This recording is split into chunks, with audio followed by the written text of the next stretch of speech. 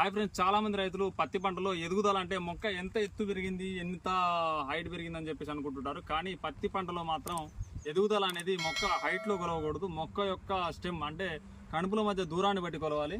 మీరు ఇది మనం కన్సల్టెంట్లో చేసే మరొక తోట. ఇది మీరు ఇక్కడ చూసినట్లయితే ఇది ఒక స్టెమ్ చూశారు కదా, కొమ్మలు అనేవి సైడ్ బ్రాంచెస్ అనేవి ఎంత చిక్కగా ఎంత ఒత్తుగా వచ్చేది ఒకసారి కనపడుతుంది కదా మీకు.